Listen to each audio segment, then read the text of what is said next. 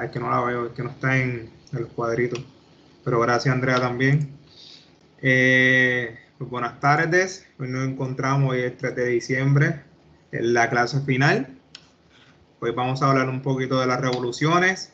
Si me extiendo un poquito más allá de las 2:30, pues para beneficio de ustedes. Voy a comenzar leyendo algo bien breve. Antes de ofrecer la explicación de un hecho histórico, es necesario definir previamente qué tipo de acontecimiento es el que necesita ser explicado. ¿Qué ocurrió en Inglaterra a mediados del siglo XVII? Se trató, como creían, de una gran rebelión, la última y más violenta de esa larga serie de rebeliones. Ahora, llegamos a la Revolución Inglesa. Hemos hablado obviamente de la ruptura de la unidad cristiana, hemos hablado obviamente del Renacimiento, hemos hablado de muchos acontecimientos. Además, hablamos de la evolución, hablamos un poquito del cristianismo, hablamos de obviamente de la cultura greciana en Grecia, hablamos del Imperio Romano, hemos hablado de ciertas cositas importantes en la historia que el día que se den la visita y esta pandemia termine, por Europa en este caso, les va a ayudar bastante. Si se fijan, he concentrado la clase de historia del mundo en Europa. Si se fijan, todos los acontecimientos, casi todos los acontecimientos, giran en torno a, obviamente, al continente europeo. Ya el segundo semestre, después de las vacaciones, después de diciembre, que ahora los van a cerrar y estaremos, pues, ya saben, yo no sé cómo va a despedir el año, en su casita, acostado, pero nada, continuamos. Pues vamos a hablar un poquito de América, vamos a hablar de Asia, de Oceanía, de otras cositas, porque recuerden que estamos hablando de la historia del mundo. Noveno grado, historia del mundo, es un fragmento, perdón, de todas las clases, si se dan cuenta. La historia de Puerto Rico debe estar también en la historia del mundo. La historia de Estados Unidos debe estar también en la historia del mundo. Y obviamente las ciencias sociales y las humanidades están en la historia del mundo. Así que nos encontramos ahora en el 1642. Hoy llegaremos hasta el 1789. Y con eso cerramos la clase. Todavía no tengo contemplado cuál será, ¿verdad? La evaluación que voy a hacer con ustedes, si será una selección múltiple, si será una entrega de un trabajo, si será una presentación. Pues al final de esta clase, pues le diré qué vamos a utilizar para, obviamente, que sean evaluados. Obviamente serán más de 100 puntos que estarán envueltos. Si ven sus notas, si ven las evaluaciones que tenemos este segundo trimestre, son pocas. Así que va a ser vital esta prueba y que obviamente pues salgan muy bien. Porque puede ser que ahora mismo ustedes tengan A, pero los pocos puntos que tienen no se acercan a la evaluación final de clase. So, importante. Ok, para entender la revolución debemos conocer los antecedentes. Como saben, cada vez que yo hablo de algún tema específico, siempre hablo de los antecedentes, porque no podemos hablar de Puerto Rico si obviamente antes de hablar de los taínos, de los arcaicos, de los ineris, porque son los primeros que llegaron a Puerto Rico, no fue Cristóbal Colón. Pero eso lo dejamos para la clase de grado 10. ¿Quién lee, por favor? En Inglaterra. Bueno, antes de que lean, ¿se acuerdan de Enrique VIII? ¿Se acuerdan de Inglaterra? Que deseaba divorciarse de su esposa. ¿Se acuerdan de él? ¿Sí, no? Sí, maestro. Ok. Entonces, crea la iglesia anglicana. Isabel I de Inglaterra es la hija de ese señor, en este caso de Enrique VIII, el que deseaba tener un varón, pero nunca tuvo un hijo varón. Así que se casó como 6 veces y salió Isabel I de Inglaterra. Ahora, para que entiendan un poquito la historia, cuando fallece Isabel I de Inglaterra, obviamente, si no tiene hijos, ¿quién tomará el poder? Nadie de su familia, porque no, bueno, no tiene familia. Era la última de los Tudor. Así que llega Jacobo I de Inglaterra y Escocia. Importante. ¿Quién lo lee, por favor? El primer párrafo al menos. En Inglaterra reinaba Isabel I de Inglaterra, perteneciente a la Casa Real Tudor. No obstante, esta reina no tuvo hijos. Al morir en el 1603, la descendencia Tudor llegó a su fin. Es cuando Jacobo I de Inglaterra y Escocia asume el mando. Para comprender mejor la Revolución Inglesa debemos conocer la dinastía Stuart o Casa Estuardo. Esta dinastía se inició después de la muerte de la reina Isabel I en 1603, que al morir sin dejar herederos, promovió el conocimiento de su reinado. El comienzo de su reinado. Gracias. Pues miren, para entender la época de 1600, 1700, 1800 aproximadamente, donde reinaba obviamente el absolutismo, donde estos reyes no hacían caso omiso, o sea, no le hacían caso a, por ejemplo, al catolicismo, no le hacían caso a nadie porque ellos eran los reyes y eran los que mandaban. Bien importante eso. Así que tenemos a Isabel I de Inglaterra, una reina, se le conoce como la reina virgen, obviamente porque no tuvo hijos, pero obviamente cuando ella fallece, asume el poder la casa Estuardo. Por eso es que muchas veces tienen, es rey de Inglaterra, pero también de Escocia. Es rey de Francia, pero también de España. Porque en muchas ocasiones se casaban, obviamente, para poder consolidar los reinos. Por ejemplo, tenemos, ahora mismo yo estoy viendo una serie. Si me preguntan dónde estoy ubicado ahora mismo, estoy en Francia. Porque estoy viendo una serie y me encanta, cada cual tiene su gusto, ¿verdad? Pero estoy viendo una serie obviamente de Francia, que ahora mismo están peleando las reinas de España, el rey es de Francia, se casaron, entonces su hermano está casado con otra reina allá de Austria, y entonces llegó Holanda, es un reguero, en el buen puertorriqueño.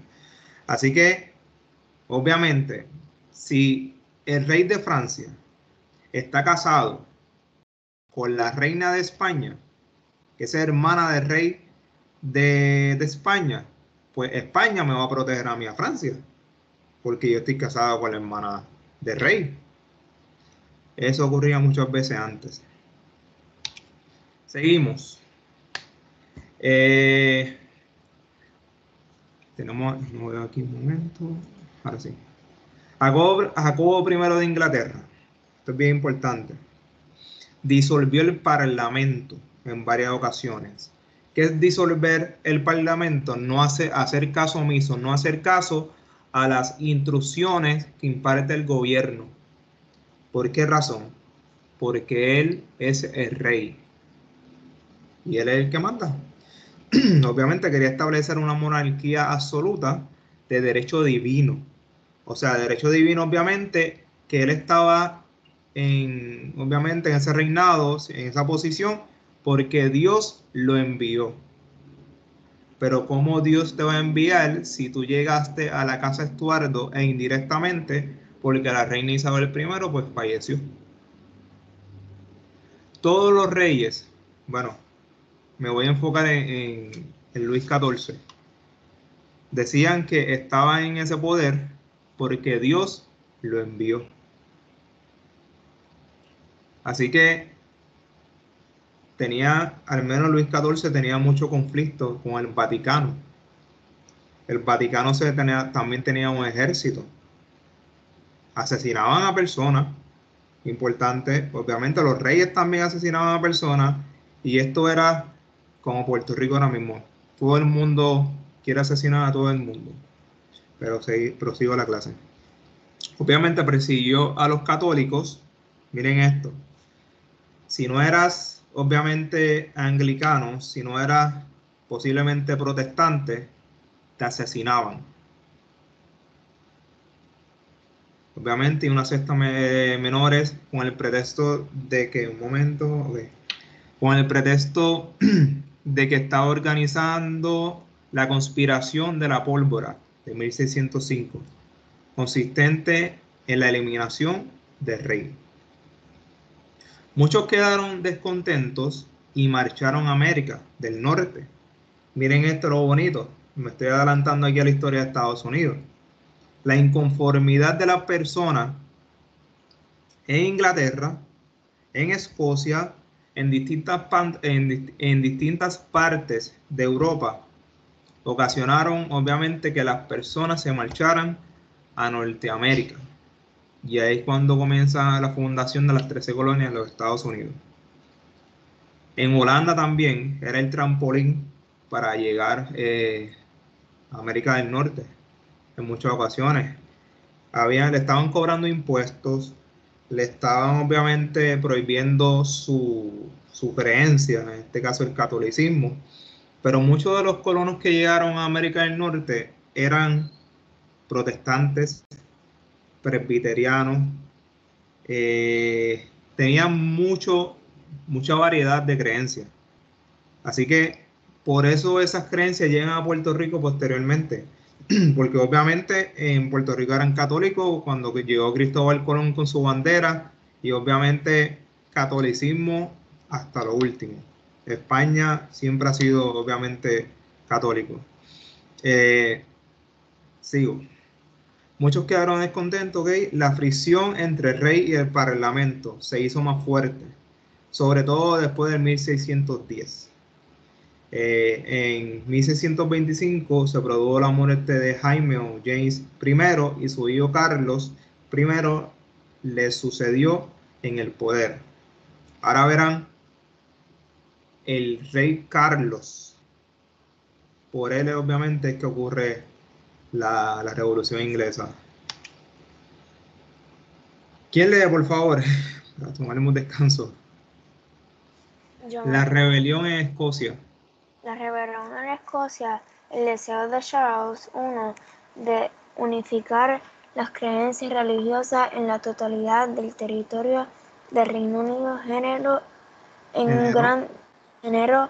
un gran descontento social que desembocó en una insurrección en Edimburgo en 1637. Por si esto fuera poco, en el 1639 se desató un nuevo enfrentamiento denominado la Guerra de los Obispos. Los escoceses aislados recibieron el nombre de Bocanters. Muchas gracias. Importante que anoten esos detalles. Recuerden, todo lo que yo obviamente presento en la prueba está aquí en el PowerPoint, o sea, en la presentación. Esto fue obviamente una guerra bien importante en la historia. Continúo. Carlos I de Inglaterra. ¿Quién lee, por favor? Al menos hasta el primer punto. Yo.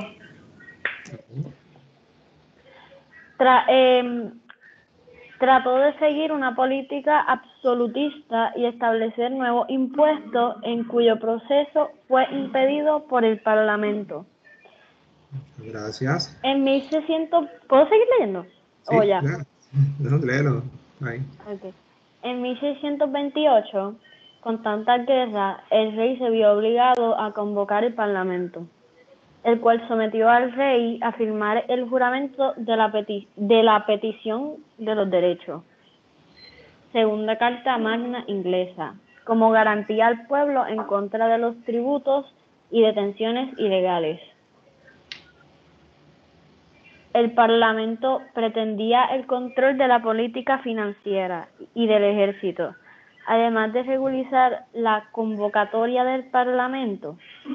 La respuesta real fue clara: la disolución del Parlamento, que envolvería a ser convocado de nuevo en 1640. El rey Carlos I, gobernó sin un parlamento, pero buscó el apoyo, una especie de un tribunal adscrito al consejo privado del rey. También trató de imponer la religión anglicana a los calvinistas escoceses presbiterianos. Ajá, muchas gracias. Muchas gracias. Pues miren, muchas de las guerras, no sé si ustedes han escuchado obviamente a Cancerbero. Lo escuchaba yo antes bastante. Murió en 2015, venezolano.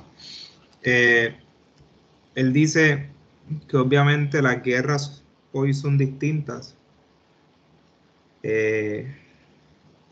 Decía obviamente que antes era por religiones, por obviamente poder, por opio, en este caso es una sustancia controlada o no es controlada, ¿verdad? No sé por qué le dicen así. Y ahora es por el petróleo, las guerras. Y en este caso eran obviamente por la creencia, por no pensar igual que los demás. Ahora mismo la serie que yo estoy viendo de Francia, si toca, o sea, en el palacio en Francia son católicos, pero el rey tiene obviamente protestantes que también viven ahí. Y ahora el rey dijo que si no aceptas al catolicismo, te lo iban a matar o lo iban a sacar del palacio. Así que es bien triste, de verdad que sí. Ahora mismo, obviamente, la generación, y me disculpan si verdad, no es que le falte respeto a ustedes, pero la generación que está creciendo crece sin una base sólida. Por eso es que muchos de los problemas que estamos enfrentando como país y como mundo es la educación, porque la educación no es esto que yo le estoy proveyendo a ustedes, yo lo estoy instruyendo a ustedes. Así que, importante, en el hogar se educa, en la escuela se instruye. Eso es bien importante que lo sepan. Y la educación comienza desde pequeño. Así que no es que te impongan qué tú vas a creer o qué tú piensas. Obviamente tenemos libre albedrío, pero hay que hacer las cosas correctas. Esos valores como buenas tardes, buenos días, buen provecho, eso es una educación. Esas cositas así. Pero no sé qué está pasando con esta sociedad. Tenemos jóvenes de 20, 21 años, que no sé, pero yo también tuve esa edad y en parte lo entiendo. Pero continuamos. Ok, los supuestos de la revolución. Esto es similar a los antecedentes. La revolución inglesa del siglo XVII representaba la primera manifestación de una crisis del sistema de la época moderna, identificado con el absolutismo. Esto es bien importante. Lo que es el absolutismo era obviamente el orden del día. Eso era, el rey mandaba, tenía obviamente a los plebeyos, tenía la clase baja, así que nada. El poder monárquico se vio severamente limitado. Se dio la mayor parte de su prerrogativa al Parlamento e instauró el régimen parlamentarista que permanece hasta hoy. El proceso comenzó con la Revolución Puritana del 1640 y terminó con la Revolución Gloriosa. O sea, en Inglaterra no solamente ocurrió una sola revolución, ocurrieron varias revoluciones. Y obviamente si podemos trabajar en la palabra revolución, verán en la palabra un prefijo, que es el re, revolución, evolución de revolucionar. Así que seguimos aquí, un momento. Ok, la vida social antes de la Revolución Inglesa. ¿Cómo era la vida social? Obviamente con la dinastía de los Tudor, Inglaterra tuvo muchos logros, los cuales sirvieron de base para el desarrollo económico del país. Estamos hablando obviamente previo a la muerte de Isabel I y obviamente Enrique VIII. Su gobierno de Enrique VIII y su hija Isabel I llevaron a la unificación del país, el apartamiento del Papa, además de confiscar los bienes de la Iglesia católica, y al mismo tiempo permitieron crear el anglicanismo y entrar en la disputa por colonias con los españoles. Obviamente, lo que es Jamaica es un vivo ejemplo de las luchas que tenían obviamente los ingleses en América. Y si hablamos, no hablemos de Norteamérica, casi todo el este de lo que hoy conocemos de Estados Unidos, estaban los ingleses. Y también los ingleses intentaron entrar a Puerto Rico. Y eso fue una batalla, obviamente, por todo Santurce, lo que hoy conocemos como la Academia, por ahí. Fue una guerra, no una guerra, fue un enfrentamiento fuerte. Así que ahora entramos a la Ilustración. Voy a hablar de la Revolución Inglesa, la Ilustración y la Revolución Francesa. La Ilustración. ¿Alguien ha escuchado ese término antes? He escuchado la palabra ilustración, pero no sé a lo que se quieran referir ahí. Como ilustrar, como obviamente, ¿verdad?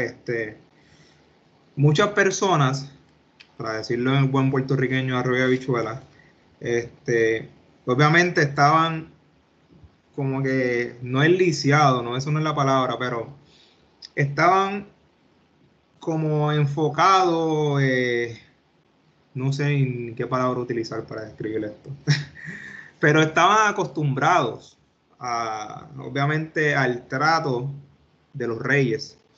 Así que llegó esta generación para acá. En todas las épocas verán generaciones distintas.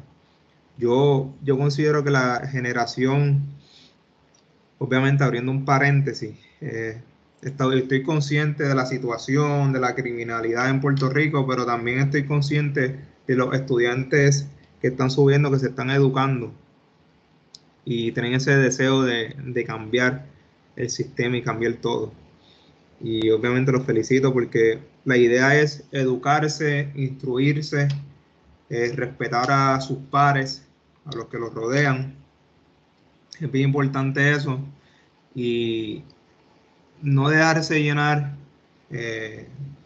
obviamente por lo que ven. Muchas veces lo que ustedes ven no es cierto. Eso es apariencia. Y es bien triste, de verdad que sí. Pero seguimos. Nuevas ideas bajo el dominio de la razón. Desde mediados del siglo XVIII, muchos pensadores y científicos explicaron que el ser humano alcanzaría el progreso y la felicidad mediante una educación ilustrada, esto es, fundamentada en la razón. De ahí el nombre de ilustración al conjunto de las ideas renovadoras. Se le llamó también iluminismo, obviamente iluminar, porque solamente la razón da luces, obviamente las luces que alumbran, para lograr la certeza científica y transformar la realidad. Principales ideas La razón es la fuerza de que dispone el ser, o la cual dispone el ser humano para dirigir su vida hacia el logro interminable de progreso. El progreso y la felicidad se identificaron con el bienestar material. Así que apasionamiento por la naturaleza también. Estos fueron algunos de los supuestos, algunas de las ideas principales de la ilustración. Igual que en el universo hay leyes naturales que mantienen el equilibrio entre los astros. La moral y la educación no podía continuar dirigida por la Iglesia Católica ni las iglesias protestantes, porque se fundamentan en la fe y no en la razón. Esto es bien importante aquí. Las iglesias, obviamente, fundamentan sus creencias en la fe, se aferran. Otra cosita obviamente, la religión. Cuando ustedes piden la bendición, ¿ustedes saben qué significa eso? Cuando ustedes piden la bendición. Bendición abuela. Bendición mami. Bendición papi. ¿Saben qué significa? Es como que dándote, es que no sé cómo decirlo. Sé lo que es, pero no sé en qué palabras ponerlo. Al final les voy a decir qué significa. Pero es un término bien, bien bonito, hombre, que me escribieron aquí. Sí, Pablo, ya lo vi ya. Un momento, por favor.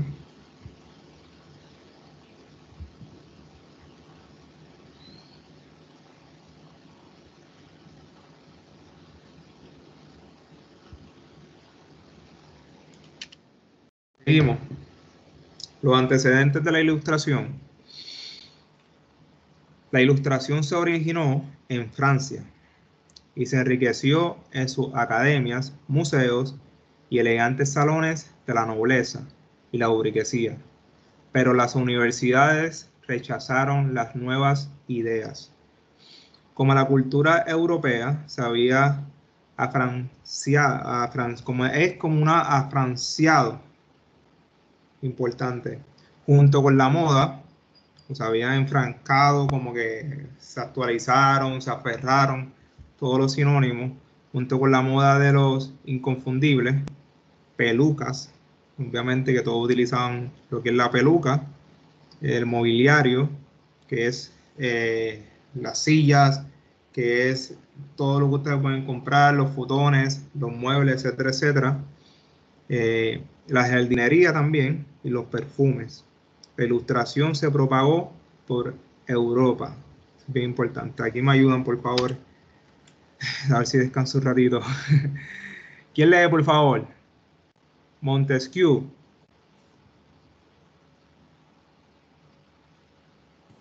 Montesquieu criticó el absolutismo y propuso que el poder monárquico se dividió en tres.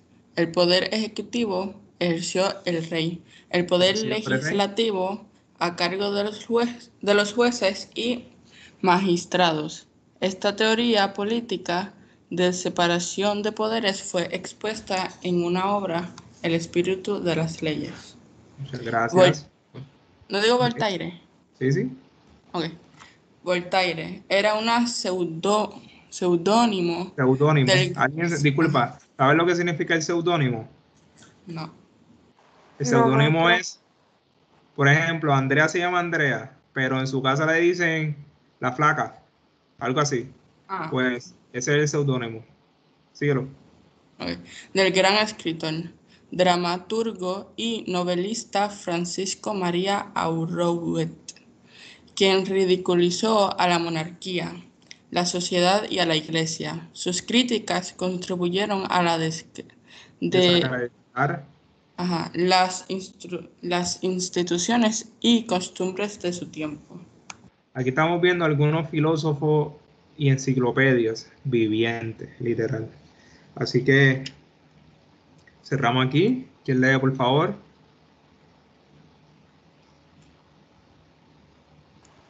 Juan Jacob Rousseau explicó que el hombre es naturalmente bueno y la sociedad lo corrompe.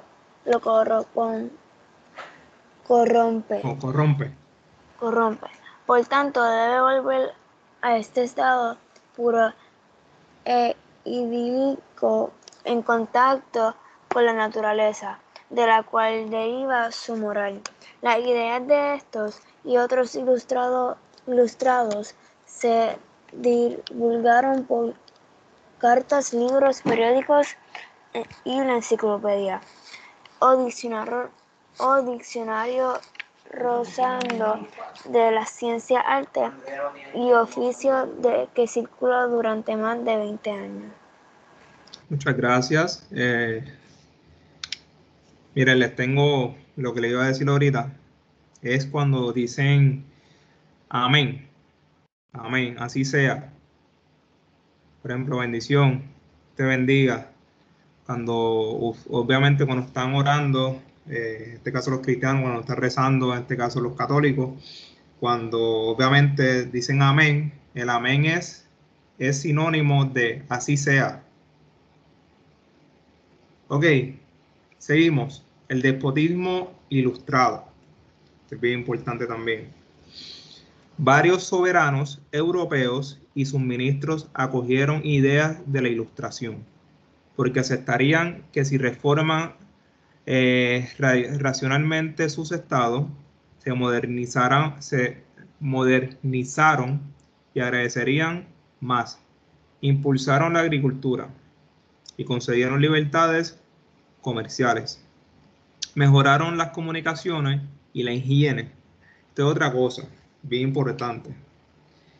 Para esta época, ustedes no se imaginan el mal olor de las cortes, de los palacios.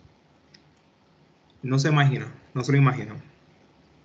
Yo obviamente yo no estaba, bueno, maybe estaba, pero en otra vida.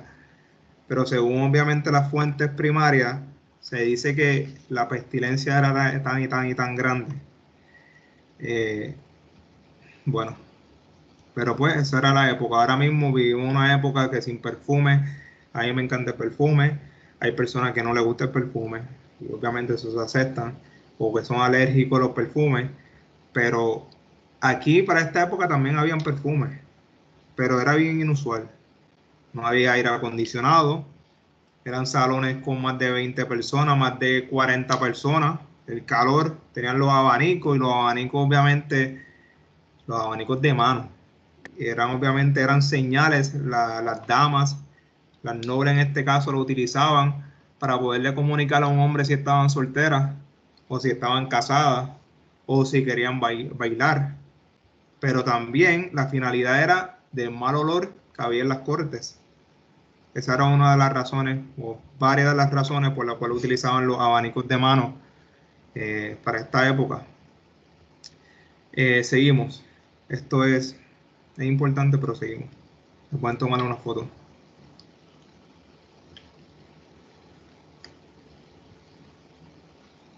Al final, Federico II de Prusia, reformador de la educación y la justicia, amante de la literatura y la música. A ver si esto es un video, sí.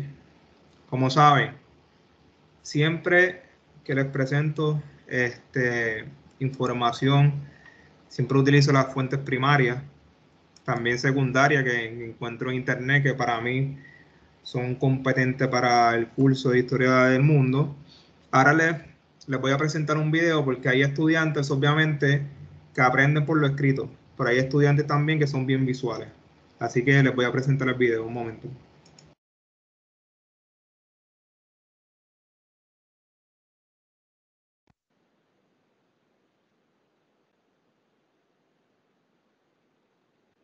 La Ilustración. Se conoce como Ilustración al movimiento ideológico que se llevó a cabo en Francia durante el siglo XVIII y que tuvo como principal propuesta el perfeccionamiento de la ideología del liberalismo surgida o iniciada en Inglaterra por John Locke en las postrimerías del siglo XVII. Antes de conocer los preceptos de ese liberalismo perfeccionado o ilustrado, debemos identificar el contexto histórico en el que se desarrolló ese cúmulo de ideas. Por lo tanto, vamos a hablar un poco de las condiciones políticas, económicas y sociales de Francia en el siglo XVIII. En la política, como forma de gobierno existía una monarquía absoluta, en donde se daba la concentración total del poder por parte del rey Luis XVI, situación que ya no era funcional en esos momentos por la amplia oposición del grupo social de la burguesía, que pedía mayor participación en las altas esferas del poder. En la economía, hubo un deterioro derivado de una mala administración de parte del rey y su corte, gastos excesivos y una nula apertura a la inversión privada, por lo que cada día se iban disminuyendo las posibilidades de crecimiento de la industria y el comercio, y se dependía más de una economía agrícola que ocasionaba ciclos de crisis por la pérdida de cosechas ante los embates climáticos como sequías e inundaciones o las plagas. La sociedad se encontraba muy dividida en estamentos, grupos sociales a los que se pertenece por herencia o por origen, que eran nobleza, clero y estado llano, en donde aquellas personas que integraban los primeros niveles gozaban de privilegios y eran los únicos con acceso a los puestos políticos. Por lo tanto, el tercer estamento o estado llano eran aquellos que no tenían derechos políticos, pagaban impuestos y nunca se les privilegiaba. A pesar de la problemática que vivía Francia en esos momentos, las manifestaciones de su cultura, debido a su amplia relación unos siglos atrás con el Renacimiento italiano, habían ocasionado contar con una academia brillante y productiva. Academia es el conjunto de instituciones educativas, científicas y artísticas que la mayoría de las sociedades instituye para analizar, estudiar y producir ideas y acciones que tienden a mejorar a la sociedad. Y en este caso, la Academia Francesa, en los momentos de crisis que vivía su país, dio resultados. Los académicos lograron analizar y comprender los principales problemas que aquejaban a la nación y con base en los conocimientos sobre el liberalismo inglés, establecieron una serie de propuestas para ser aplicadas en la política, economía y sociedad francesa, con el fin de salir de la pobreza y atraso en los que se veía involucrada su nación. Así pues, a continuación se tratará a grandes rasgos de establecer las principales propuestas de la Ilustración francesa, que como ya se dijo anteriormente, se basan en la ideología del liberalismo, pero con aportaciones nuevas realizadas por la Academia de Francia. En la política, uno de los principales intelectuales fue Charles Condá de Montesquieu, quien propuso en su obra El espíritu de las leyes la división de los poderes públicos en ejecutivo, legislativo y judicial para buscar un equilibrio en el mandato gubernamental y disminuir la posibilidad de abuso de autoridad en la que había caído el absolutismo. También en la política, François-Marie Arouet Voltaire, que en algunas de sus obras como Ensayo sobre las costumbres y el espíritu de las naciones, promovió el uso del sufragio o voto para elegir a los representantes de los poderes y fue un fiel creyente de la ley, por lo que abogó siempre por la igualdad de la justicia entre todos los ciudadanos. Por su parte, Jean-Jacques Rousseau, en su obra El contrato social, plantea que las sociedades establecen un contrato tácito entre gobernantes y gobernados. Los dos se comprometen, uno, a gobernar para lograr el bien común y los otros a seguir el mandato de la ley. Si estos últimos no cumplen, el gobierno usará la fuerza pública para obligarlos. Pero si el gobernante no desempeña eficientemente sus funciones, los gobernados tendrán todo el derecho a sustituirlo. En la economía, la propuesta de los ilustrados fue darle continuidad y llevar a la práctica las aportaciones del economista escocés Adam Smith, quien sostenía que la libertad de inversión de la iniciativa privada era lo que tenía que ocasionar la reactivación económica de cualquier país. En la sociedad, todos los académicos estaban de acuerdo en que se debía combatir el fanatismo religioso. Consideraban la ignorancia como un mal de las naciones y pedían que los hombres hicieran uso de su inteligencia y razonamiento en todo momento de sus vidas. Promovieron la tolerancia de culto, el establecimiento de una cultura laica, el desarrollo de la educación y la desaparición de las sociedades estamentales.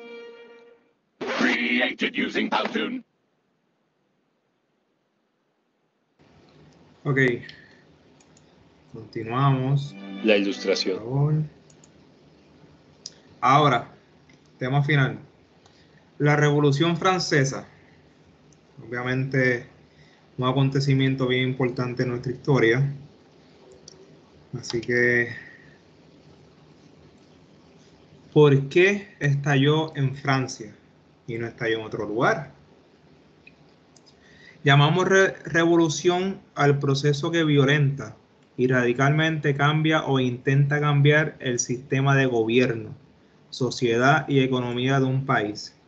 El antiguo régimen, con sus flaquezas e injusticias, y el movimiento de la Ilustración creaba tensiones, pero quizás se hubiera podido dar en Francia un cambio pacífico como el de Inglaterra, un siglo antes, de no haber concurrido determinados hechos. Estos fueron la independencia de los Estados Unidos, la crisis económica de 1787 y 1788 y la bancarrota del Estado francés. Miren qué cosita más interesante. Muchas personas siempre hablan de 1789, de la toma de la Bastilla y de la Revolución Francesa, pero se olvidan que gracias a la independencia de los Estados Unidos, Francia tomó el valor de enfrentar obviamente al absolutismo, al gobierno. Obviamente, si hablamos de Francia, ayudó a los Estados Unidos e indirectamente contra los ingleses. Si hablamos de Lafayette, por ejemplo, obviamente fiel amigo de Washington. Así que estos franceses dijeron, wow, pero Francia está ayudando a los Estados Unidos a independizarse, pero nosotros seguimos aquí aguantando los atropellos, aguantando el cobro de impuestos, aguantando que no crean o que no quieran aceptar nuestras creencias. Así que estos supuestos son bien importantes antes de hablar obviamente de la Revolución Francesa, porque siempre hablan, sí, la Revolución Francesa, pero hasta ahí se quedan. No, vamos a hablar de los antecedentes. Le pueden tomar foto a esto. La independencia de los Estados Unidos, obviamente, influyó poderosamente en la mentalidad, como lo había mencionado, y la economía. La ayuda del rey Luis XVI a los colonos norteamericanos le ganó imagen de ilustrado y liberal, pero pronto se vio opacado por las consecuencias negativas.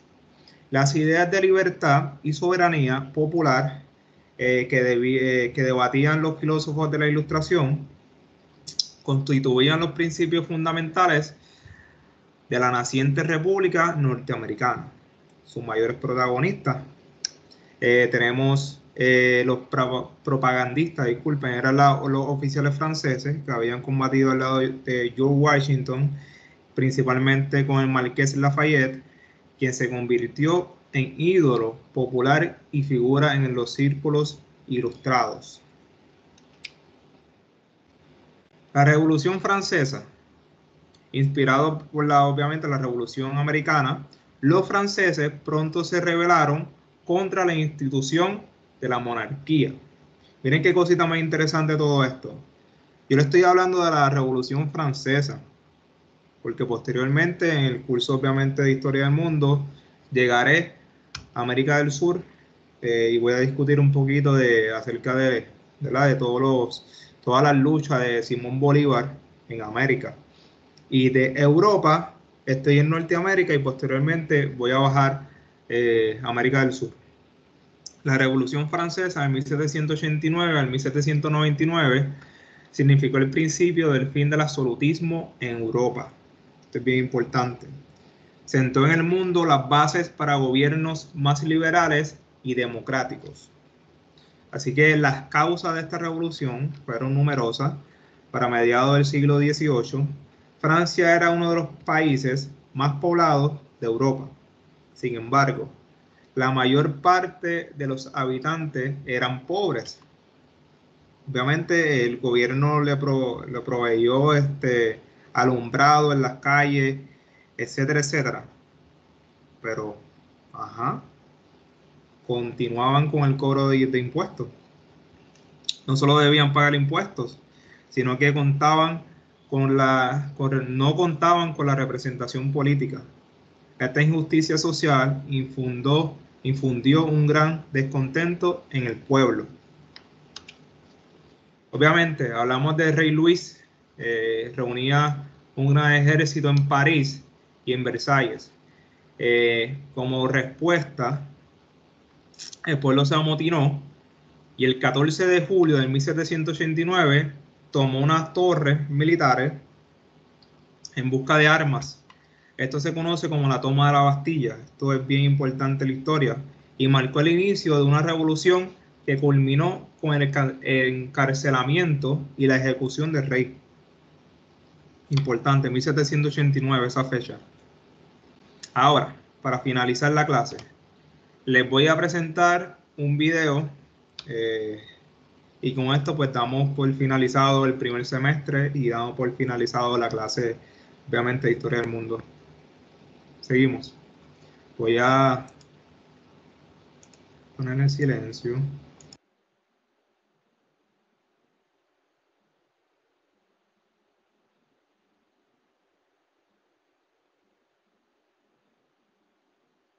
La Revolución Francesa fue el cambio político-social más importante que se produjo en Europa a finales del siglo XVIII. Fue un periodo violento en el que se derrocó el antiguo régimen, para acabar instaurándose un nuevo régimen donde la burguesía, apoyada en ocasiones por las masas populares, se convirtió en la fuerza política dominante. Veamos los detonantes que iniciaron esta revolución. Siglo XVIII. Nos hallamos en Francia. La corriente de pensamiento vigente es el pensamiento ilustrado. Las ideas de gente como Voltaire, Rousseau, Montesquieu han hecho mella en la sociedad. Sostenían que el conocimiento humano podía combatir la ignorancia, la superstición y la tiranía para construir un mundo mejor. Este tipo de pensamiento se expandió a través de reuniones realizadas en casas de gente adinerada, en las que participaban intelectuales y se hablaba de filosofía, política y literatura. Se leía la Enciclopedia, una iniciativa de Diderot y d'Alembert que contó en sus sucesivas publicaciones con numerosos colaboradores que escribieron miles de artículos para dejar plasmado el pensamiento ilustrado. La Enciclopedia contribuyó al descrédito del sistema. Una sociedad culta que piensa por sí misma era la mejor manera de asegurar el fin del antiguo régimen. Los principios basados en la razón, la igualdad y la libertad estaban presentes en la mentalidad de los franceses. No solo de los franceses, las ideas ilustradas se habían extendido por Europa y sus colonias. Al otro lado del océano, la Ilustración había servido de impulso para que un 4 de julio de 1776 las 13 colonias norteamericanas consiguieran su independencia. Francia se hallaba bajo el dominio de una monarquía absolutista. Reinaba por entonces Luis XVI, que estaba casado con María Antonieta. El poder del rey y de la nobleza eran la base de este régimen. El Estado se encontraba en una situación económica bastante precaria. Los gastos militares y las malas cosechas crearon una gravísima situación social. El pueblo pasaba hambre, mientras el lujo y el despilfarro del rey y la nobleza continuaban como si nada, endeudando más las arcas del Estado. La mentalidad ilustrada más el descontento social provocaron el caldo de cultivo perfecto para que estallara la revolución. Pero antes vamos a ver cómo estaba dividida la sociedad francesa. La sociedad estaba compuesta por 3 sectores sociales llamados estados. El primer estado era la Iglesia, no pagaba impuestos. Recibía de los campesinos el diezmo, es decir, la 10ª parte del producto de sus cosechas. Solo la Iglesia podía legalizar casamientos, nacimientos y defunciones, y la educación estaba en sus manos. El segundo estado lo componía la nobleza, dueños de las tierras. La nobleza tampoco pagaba impuestos. Los campesinos les pagaban un tributo y solo podían venderles sus cosechas a ellos. Era una casta encerrada en sí misma. El primer estado y el segundo estado, es decir, el clero y la nobleza, sumaban un 3% de la población. El tercer estado comprendía el 97% de la población restante, y su composición era muy variada. Por un lado estaba la burguesía, formada por los ricos comerciantes y banqueros, los profesionales liberales, médicos, abogados, también por artesanos y pequeños comerciantes. Por otra parte existían campesinos libres, pequeños propietarios, arrendatarios y jornaleros. El tercer estado carecía de poder y decisión política, pero pagaba todos los impuestos, hacía los peores trabajos y no tenía ningún derecho. La burguesía necesitaba tener acceso al poder y manejar un estado centralizado que protegiera e impulsara sus actividades económicas, tal como venía ocurriendo en Inglaterra. Pero volvamos a París. Cuando la precariedad provocó revueltas, la gente fue a quejarse a Versalles del hambre que pasaba. Entonces corrió el rumor de que la reina, muy altanera, pronunció la frase: «Pues que coman pasteles». Algo así trascendió y resultó bastante provocador. Para levantar el grave déficit presupuestario, el rey tuvo que declarar al Estado en bancarrota y convocar en 1788 los Estados Generales. un parlamento medieval que se había convocado por última vez 174 años antes. Una asamblea donde los diputados de la nobleza, del clero y del pueblo se reúnen. Estuvieron presentes unos 1.200 diputados. La mitad representaba a los dos primeros estados y la otra mitad representaba al tercer estado, que había conseguido duplicar su representación. La sesión inaugural fue presidida por el rey Luis XVI. La nobleza y el clero reclamaban el voto por estamento, que les aseguraba la mayoría sin necesidad de lograr un consenso. El tercer estado pedía el voto por cabeza, que permitía más igualdad en la votación. Ante la negativa de los dos primeros estados y el consecuente bloqueo de toda votación, el tercer estado invitó a que diputados sueltos de la nobleza y del clero se unieran a ellos. 2 nobles y 149 miembros del clero lo hicieron. Ante este acto revolucionario, el rey Luis XVI mandó cerrar la sala y prohibió su entrada a los representantes del tercer estado. Los diputados del tercer estado entonces deciden constituirse en una nueva asamblea y ser los verdaderos representantes del pueblo de Francia. Encontraron otro lugar de reunión, la sala del juego de pelota de Versalles. Esta asamblea tomó el nombre de Asamblea Nacional, prometiendo permanecer unidos hasta dar una constitución a Francia. El rey intentó la disolución de la asamblea. El diputado Mirabeau entonces pronunció la célebre frase: «Estamos aquí por la voluntad del pueblo y solo saldremos por la fuerza de las bayonetas». El 14 de julio, el pueblo de París respaldó en las calles a sus representantes y ante el temor de que las tropas reales los detuvieran, asaltaron la fortaleza de la Bastilla, símbolo del absolutismo monárquico, pero también punto estratégico del plan de represión de Luis XVI, pues sus cañones apuntaban a los barrios obreros. Tras 4 horas de combate, los insurgentes tomaron la prisión. Retornando al ayuntamiento, la multitud acusó al gobernador de la prisión de traición. Le apuñalaron y recibió un balazo que lo mató.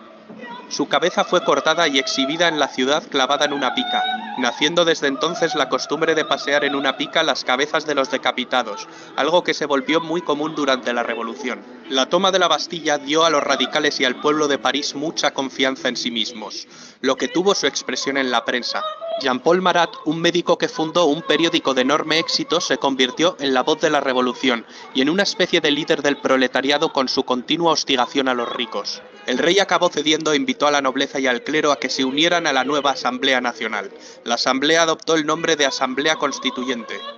Entre las labores que llevaría a cabo la Asamblea Constituyente destacan la aprobación de la Declaración de los Derechos del Hombre y del Ciudadano, la supresión del feudalismo, la apropiación de los bienes de la Iglesia, la constitución civil del clero, la libertad de prensa y, por supuesto, la redacción de una constitución. En esta asamblea se sentaban a la derecha los que defendían una monarquía parlamentaria. A la izquierda, partidarios de una república, se sentaban los que representaban los intereses de las clases medias y populares. Así nace la definición ideológica del concepto entre ser de derechas o de izquierdas. A finales del mes de septiembre de 1789, en París circulaba el rumor de que el rey estaba formando sus tropas, y los periodistas, con Marat a la cabeza, azuzaron a la gente con el fin de que reaccionase.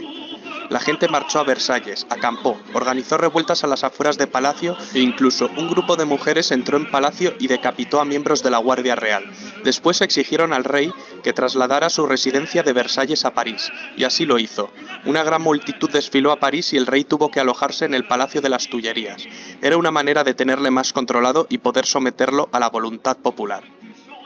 La Asamblea Constituyente, que trasladó también su cámara a París, consigue aprobar la Constitución en 1791. Francia funcionaría como una monarquía constitucional. La Constitución establece que la soberanía reside en la nación y ya no en el rey. Al rey no le queda otra que aceptar la Constitución. Con su poder enormemente debilitado, el rey empieza a pergeñar un plan para recuperar su poder. Sabe que solo puede hacer esto con la ayuda de un ejército extranjero. Su plan es escapar de las Tullerías para alcanzar la frontera más cercana. El rey y la reina se disfrazan de criados y escapan durante la noche. Cuando están a punto de alcanzar la frontera con Austria, su plan fracasa. Les descubren y les apresan. En este momento, el doctor Guillotin había propuesto un sofisticado método de decapitación que presenta a la asamblea. El periodista Marat, entusiasmado con este artefacto, apoda al aparato guillotina. Acabará teniendo un papel muy importante. Con los reyes presos y por miedo a un ataque inminente, la asamblea se anticipa y declara la guerra a Austria, el país de la familia de María Antonieta. Pronto Prusia se une a Austria. El 10 de agosto de 1792, las masas asaltaron el Palacio de las Tullerías y la Asamblea Legislativa suspendió las funciones constitucionales al rey. La Asamblea acabó convocando elecciones con el objetivo de configurar por sufragio universal un nuevo Parlamento que recibiría el nombre de Convención Nacional. Aumentaba la tensión política y social en Francia, que además se encontraba en guerra e iba cediendo territorios ante sus enemigos.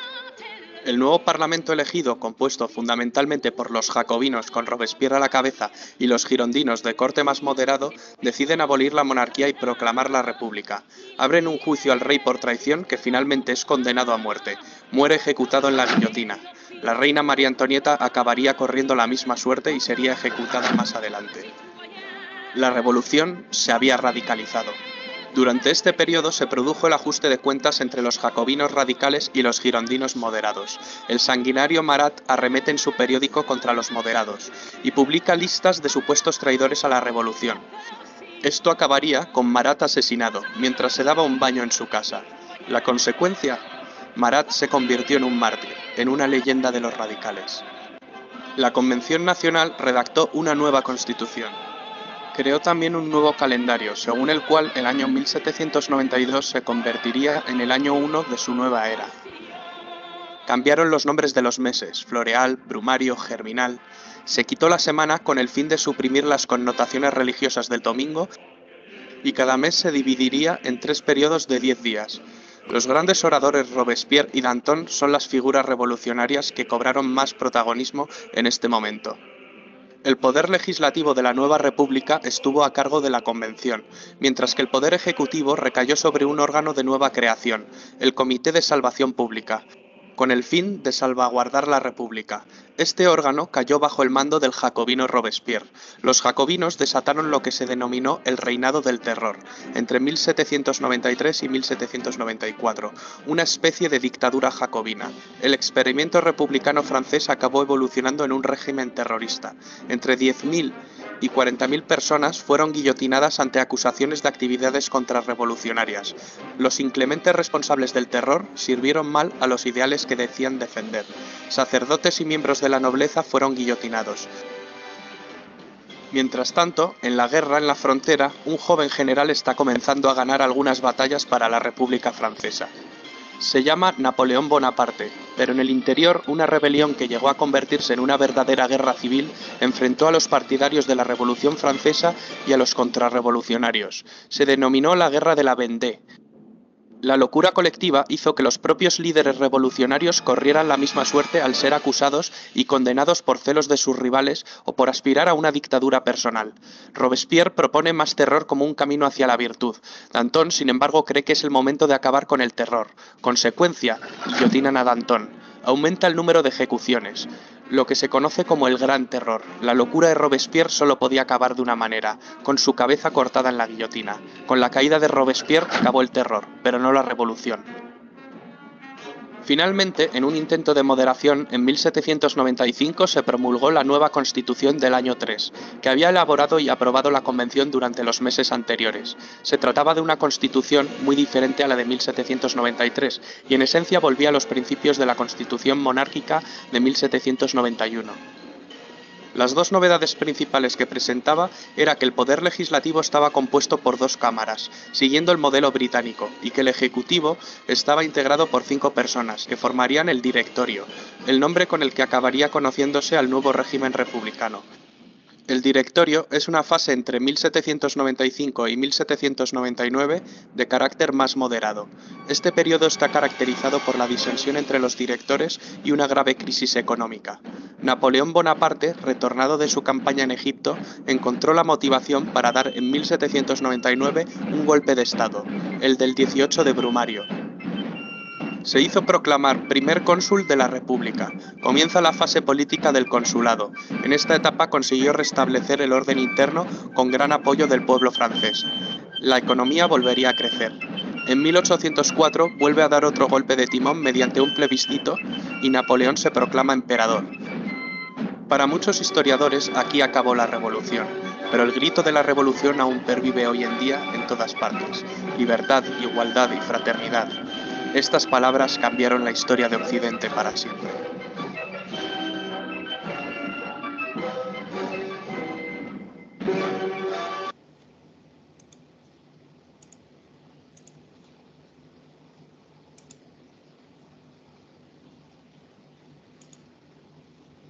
Bueno.